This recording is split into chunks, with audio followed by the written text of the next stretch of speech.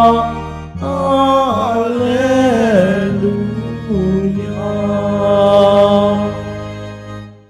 Sumainyo ang Panginoon. At sumayo rin. Ang mabuting balita ng Panginoon ayon kay San Juan.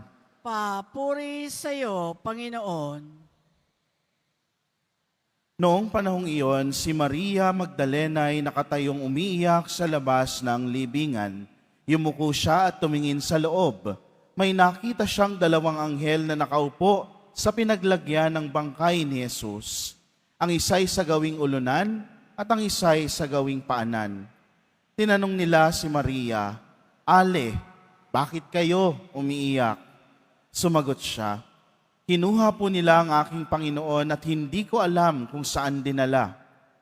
Lumingon siya pagkasabi nito at nakita niya si Jesus na nakatayo roon, ngunit hindi niya nakilalang si Jesus iyon. Tinanong siya ni Jesus, "Bakit ka umiiyak? Sino ang hinahanap mo?" Akala ni Maria ay siya ang tagapag-alaga ng halamanan, kaya't sinabi niya, "Ginoo, kung kayo po ang kumuha sa kanya, ituro ninyo sa akin kung saan ninyo dinala at kukunin ko." "Maria," ani Jesus. Humarap siya at kanyang sinabi, "Rabboni," nang ibig sabihin ay guro. "Huwag mo akong hawakan sapagkat hindi pa ako nakapupunta sa Ama," wika ni Jesus. "Sa halip, pumunta ka sa aking mga kapatid at sabihin mong aakyat ako sa aking Ama at inyong Ama, sa aking Diyos at inyong Diyos."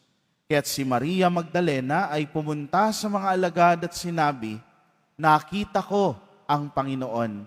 At tuloy sinabi sa kanila ang bilin ni Jesus. Mga kapatid, ang mabuting balita ng ating kaligtasan. Pinupuri ka namin, Panginoong Hesukristo. Magsipo muna po ang lahat. Isang pinagpalang gabi po sa ating lahat. Good evening. Happy Easter pa rin po ang ating pagbati. Pinaiigting natin yung ating pagdiriwang ng Pasko ng muling pagkabuhay. Ngitian mo naman ang katabi mo ng isang Easter smile. Happy Easter. At sa mga kasama nating kapwa nating mga deboto sa ating online mass, sa iba't ibang social media platforms ng Quiapo Church, ang pagpapala ng ating Panginoong Jesus na muling nabuhay ay sumain ninyo. May nakakatuwang kumakalat na storya tungkol sa pagpapakita ng ating Panginoon sa kanyang muling pagkabuhay. Bakit daw sa babae siya nagpakita, hindi sa lalaki? Diba? Bakit sa una niyang pagpapakita ay sa babae sa katauhan ni Maria Magdalena? Ang dami-dami niyang apostol, 11 pa yung naiwan. Isa lang naman yung nagbigti, diba? Si Judas. Bakit hindi na lang kila Pedro, kila Juan, Santiago, pero kay Maria Magdalena unang nagpakita? No? Kasi daw, kung sa mga lalaki siya nagpakita, baka hanggang ngayon hindi pa kumalat yung balita. Pero dahil sa babae nagpakita, mas mabilis daw pong kumalat ang balita. Totoo ba yon? Pero, sabi ko nga, iniisip ko, sa panahon natin ngayon, hindi naman na kinukonsider yung gender, kung babae o lalaki. Basta juicy chismis, mabilis kakalat. Di ba? Pero, sa kabila nito, magandang pagnilayan, si Maria Magdalena bilang siyang unang tao na pinagpakitaan ng ating Panginoon para sabihin at habilinan, "Sabihin mo sa mga kapatid ko, na ako ay muling nabuhay." Ano sabi ni Maria Magdalena sa mga apostol? "Nakita ko ang Panginoon." Maaalala natin ang storya ni Maria Magdalena. Siya na pinagaling ng ating Panginoon, kung saan pinalayas ang hindi lang isa, hindi lang dalawa, kung hindi 7 demonyo na sumasapi sa kanya. Hindi ba kung iisipin mo, kung sasapian ka ng isang demonyo, parang ang hirap na, yung pampito.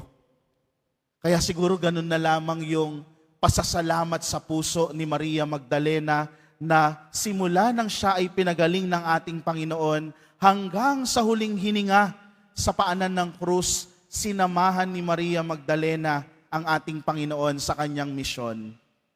Isa siya sa mga nag-asikaso sa mga pangangailangan ng ating Panginoon. Ganun yung gratitude o yung pasasalamat ni Maria Magdalena na kahit doon sa pag-aasikaso ng bangkay sana ng ating Panginoon, siya na ang gagawa. Napaka mapagpasalamat ni Maria Magdalena. Iba yung impact ng ating Panginoon kay Maria Magdalena.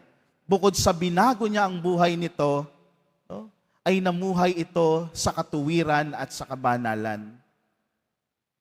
Kaya nakakatuwang isipin na magpahanggang ngayon, ay pinakikinggan natin ang istoryang ito ni Maria Magdalena na siyang unang pinagpakita ng ating Panginoon at pinamalita sa mga tao ng kanyang muling pagkabuhay. Alam niyo mga minamahal kong kapatid, meron ding isang Maria Magdalena sa bawat isa sa atin, regardless of our gender. Babae ka man o lalaki ka, pero makikita natin yung sarili natin kay Maria Magdalena. Lalo't nitong nagdaang panahon ng Kwaresma at ng mga mahal na araw, hindi ba't marami sa atin, sineryoso natin yung panawagan ng pagbabalik loob. In-exercise tayo ng Panginoon sa mga kasalanan at sa mga maling gawin natin at sumusubok tayong mamuhay sa kabutihan. Ang isang pinakamabuti at pinakamaganda sa paningin ng Panginoon kay Maria Magdalena ay sa kabila ng kanyang mga pagkakamali at kasalanan, nakita niya pa rin yung buti at kakayanan ni Maria Magdalena para ipamalita ang kanyang muling pagkabuhay. Short of saying na merong kabutihan na nakikita ang Panginoon kay Maria Magdalena. Kaya hindi malayo na sa bawat isa din sa atin, merong nakikitang buti at kabanalan ng ating Panginoon. Hindi natatanggal yun sa Kanya. Kaya nga siguro patuloy nating inaalala yung muling pagkabuhay ng Panginoon. Kasi nabuhay na magsyang muli, hindi dahil sa ganang kagustuhan niya lamang, kung hindi dahil gusto niya tayong iligtas sa ating mga kasalanan at panariwain sa atin yung Kanyang pagtingin na merong kabutihan sa puso ng bawat isa. Kaya nating maging mga tagapagdala ng mabuting balita ng pagkabuhay ng ating Panginoon. So papaanong gagawin natin ngayon?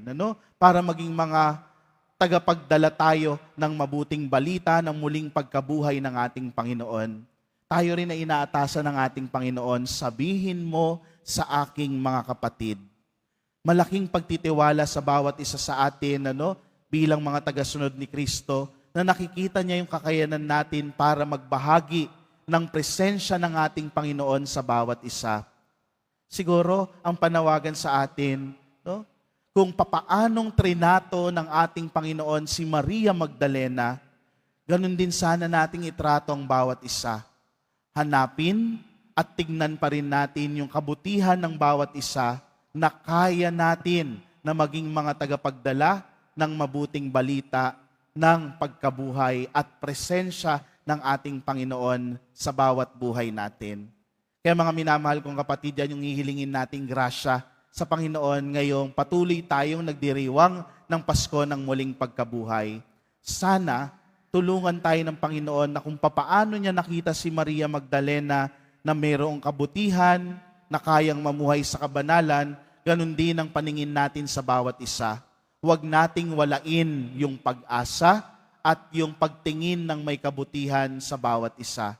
Sa ganung pamamaraan, may babahagi natin kagaya ni Maria Magdalena at masasabi natin sa bawat isa, nakita ko ang Panginoon.